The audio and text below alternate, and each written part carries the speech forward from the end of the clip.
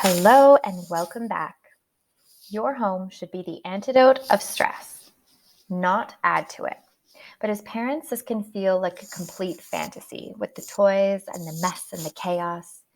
So today we will be talking about how we can declutter areas in our home that stress us out the most. Now, if your home is entirely chaotic, I want you to go through and pick the top areas. I want you to focus on areas that can make your life easier if they were more useful or organized. I know it's easy to go after the playroom, but for today, try to think of areas that are not serving their purpose for you or your family. We all have places that collect clutter, whether it's the pantry, on countertops, at the front door, back door, in your makeup drawer, your bedside table, your car. And that's not to mention all of the kid and baby stuff that you accumulate over the years that may be building up in your storage room or in their closets. It can be overwhelming. I get it. But today I want to focus on those little areas that when you walk past them, they stress you out. They make you feel like you're not organized or you are not getting to the things that need to get done.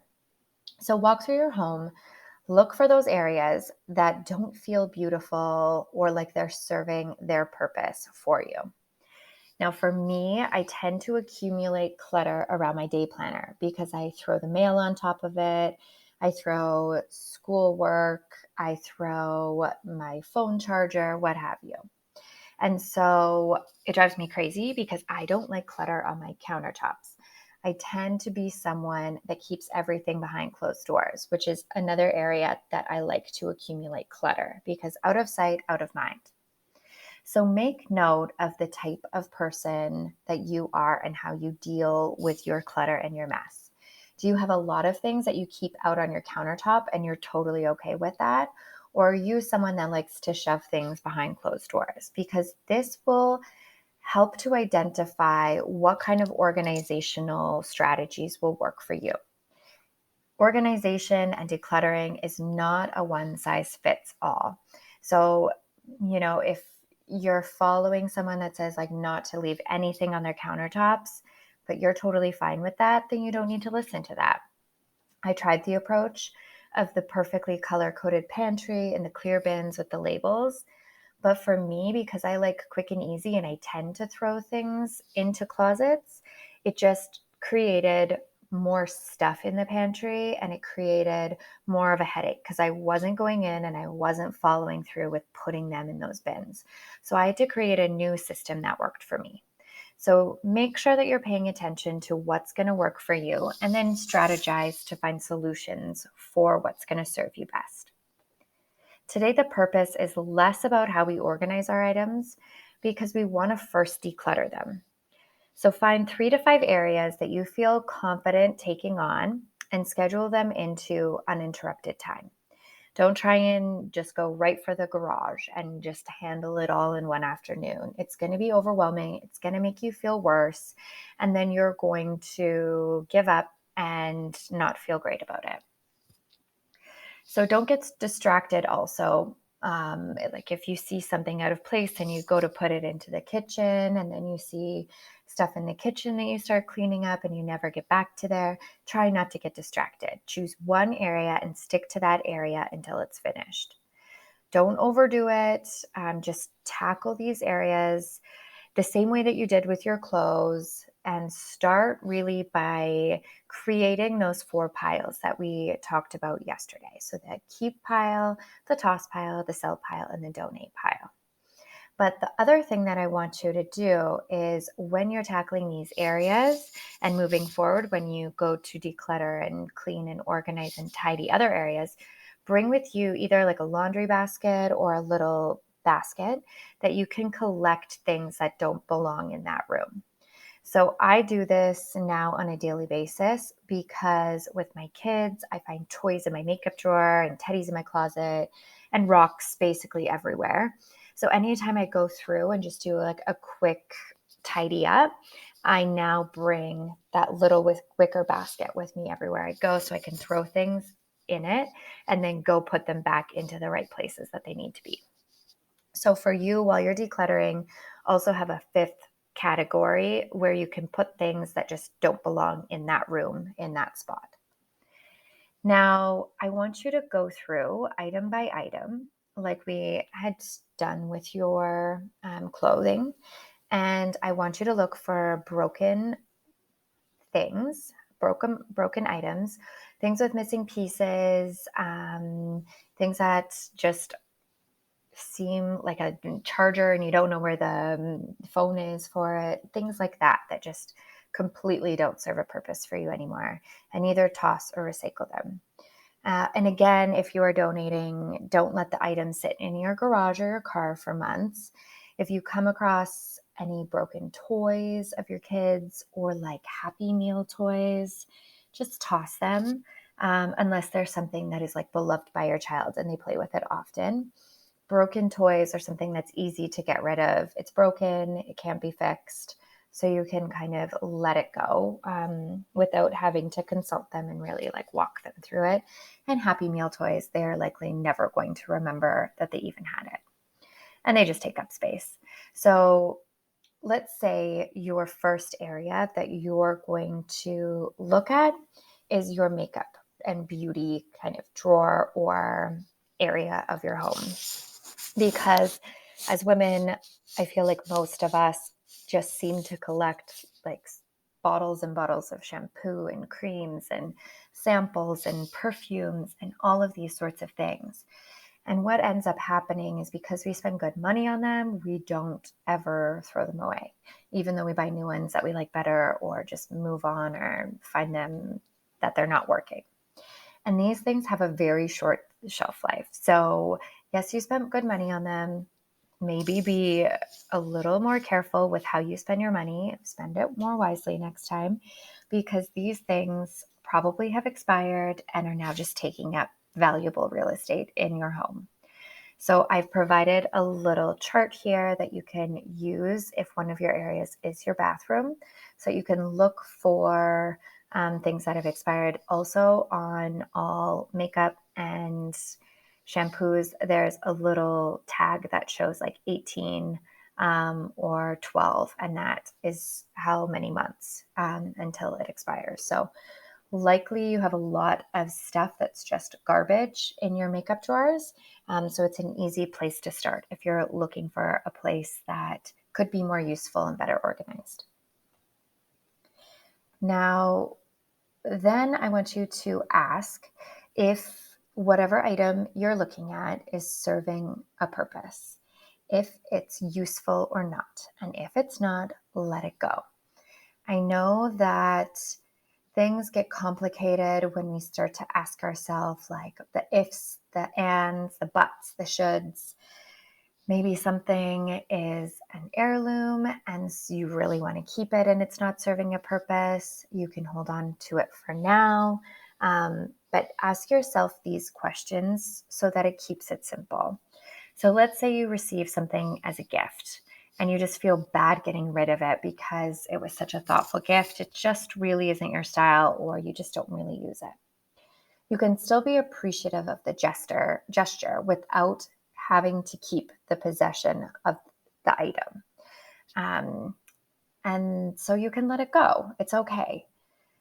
If it's something like a stack of artwork that your kid brings home from daycare or school on a weekly basis, and you find it so beautiful, you just don't know what to do with it, find a purpose for it. So either create a little gallery wall or, hang it in your office, do something fun with it. And if not, then it's maybe time to recycle it. And if you feel bad doing that, take photos of it and upload it into a folder that you can keep all of your kids' artwork throughout the years. And you can always reference back and show your kids their amazing artwork. But you don't need to keep tubs and tubs of their artwork for them for when they turn 20 and are moving out. They likely will not want it. Another thing is, let's say you've got camping gear in your basement because you went camping 4 years ago, but you haven't used it since. Is this really serving a purpose for you today? So maybe you want to sell it on Facebook Marketplace. Maybe it's only worth $10. But if you do decide to go camping in a year, then you can also buy a camping stove or whatever it is, probably for the same price off Facebook Marketplace. So you're really not down anything. You're just up more space and more clear space in your life. So I want you to think of your home as the largest investment in your life, because it likely is, and how valuable the space is in it. And don't look at it as like a storage space, because that's not what it is. It can be turned into a useful, valuable space for your family to create memories, not just to hold onto stuff. So really have a look, ask yourself, is it purposeful? Is it useful? And if it's not, then let it go. The next thing I want you to do is look at the decor in your house. If your decor is perfect and exactly how you like it, amazing. But what tends to happen is we live in a culture that changes so quickly. And so everything is got trends now, our clothes, our decor, even our kitchens, like the way that we renovate our homes. And so you used to renovate a kitchen and it would last 20 years. Now you can tell when a kitchen was built 2 years ago, because we create things with such specific looks and trends that it ages more quickly. So when you're shopping for home decor, then maybe be aware of, is this a trend? Is this going to last a long time?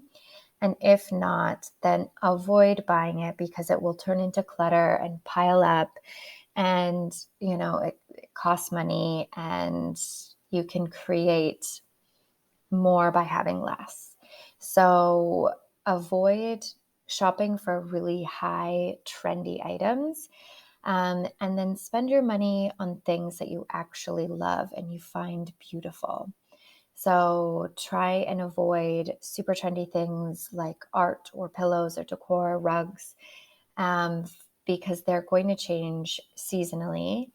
And look for things that are maybe minimalistic if you want to not be out running to HomeSense buying the new trendy thing every year. If it's not beautiful and trendy anymore, maybe it's time to retire it and replace it with something that you're not going to grow old of in a year or two. So take a sweep through your home and look for things that aren't serving a purpose, that you don't find beautiful anymore. Maybe they were really on trend 3 or 4 years ago, and try and sell it or get rid of it. And then when you are shopping, just be more aware of how they get you with these trendy items, and just really pay attention to buying things that are going to last longer than a season, because they will turn into clutter, and then you're just out shopping and spending money over and over and over again. So once you've decluttered items that don't serve a purpose and you don't find beautiful, you can start to then create routine, like we had talked about a couple days, to keep those spaces keep them organized and uncluttered. And so there's a million recommendations out there, from clear bins to labels. But the most important thing is how you maintain that area in your home and how you manage the accumulation of stuff. So don't go out and buy a million bins if you don't have a system in place, or else you'll just end up with more stuff and more clutter in those bins. And then now you're left with more and not less. So look for areas that collect clutter and then create a routine for how you can reduce it. And one thing to note, that clutter tends to be a magnet for more clutter. So for me, I found that my nightside table would collect glasses, water glasses on it, and books. So what I did, because, once you have one water bottle, what's two and what's three? So what I did is I created a routine around how I manage that from happening. So every morning I make my bed. So I just added one more step into my morning routine. By after I make my bed, I take my water bottle out and I wash it or refill it so that I'm more aware of what I am accumulating there so that all of a sudden after a week, it's not a disaster. And then it takes me twice as long to clean and manage and maintain. So look for areas that you can put routine and strategy in place so that you don't have more clutter happening and then this whole cycle just going over and over and over. Another thing is, so if you are someone who collects a lot of their like makeup and hair product and all of their skincare jars on top of their counter, and you've decluttered it and you've made it all nice in your drawers, and then a week later it's all laid out, sprawled out in a mess over your counter again, then create routine around it. So maybe add a step into your morning routine where after you get ready, you keep like wipes under your countertop and you wipe down the counters so that you're more aware of like putting them back into place so that you can wipe them down.